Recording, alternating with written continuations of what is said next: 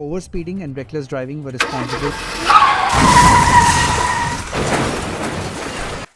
इस भारत में जब एक्सीडेंट होता है रोड पे तो 2-2 घंटा 3-3 घंटा के बाद भी पुलिस एम्बुलेंस नहीं आ पाता है।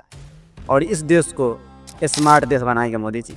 जाके देखिए अमेरिका में जब एक्सीडेंट होता है उसके 10 मिनट के अंदर हेलीकॉप्टर से नहीं तो एम्बुलेंस से कुछ भी से 10 मिनट के अंदर मरीज को हॉस्पिटल में भर्ती किया जाता है। लेकिन यहाँ की सरकार है, जनता को कुछ भी हो जाए उससे कोई फर्क नहीं पड़ता है, लेकिन उनकी रैली समय पे होना चाहिए। उनके चाहने वाले, उनका गेस्ट उन्हें समय पे मिलना चाहिए। ये है इंडिया की हालत, ये है भारत की हालत। इस भारत में रहने से लोग क्यों डरते हैं? पहले तो अपना कमाई, खुद का कमाई, सरकार को भरो।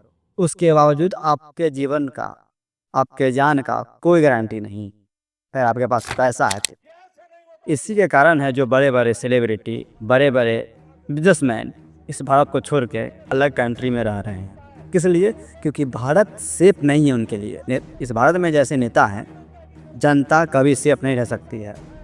जनता सिर्फ बेरोजगारी, गरीबी और मुसीबतों को झेल सकती है, क्योंकि यहाँ की सरकार में डिसिप्लिन नहीं है।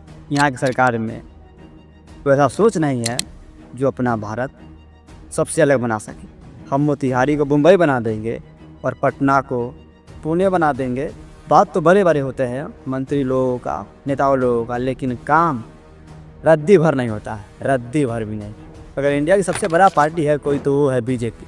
लेकिन बीजेपी ऐसा झूठ बोलने वाला कोई पार्टी है तो इंडिया में नहीं है, नहीं होने वाला है और नहीं होना चाहिए। हम कहेंगे कि बीजेपी जितना झूठ बोलता है, गरीब को सताता है, बेरोजगारी को बढ़ावा देता है, जीएसटी को बढ़ावा देता है, महंगाई को बढ़ावा देता है, ऐसे सरकार कैसे लोग झेल रहे हैं? यही बीजेपी की सरकार है जो कहने वाला है कि हम 30 रुपये पेट्रोल और डीजल कर दें। लेकिन आज वही सरकार के रीजन में आज 100 रुपये लीटर मिल रहा है डीजल पेट्रोल। कहाँ है सरकार? और ये सरकार कभी मीडिया वाले के सामने आके बोल सकता है कि हम क्या कर रहे हैं, क्या नहीं कर रहे हैं? अरे नहीं बोल सकता है, क्योंकि ये सरकार कुछ काम ही नहीं कर रहा है।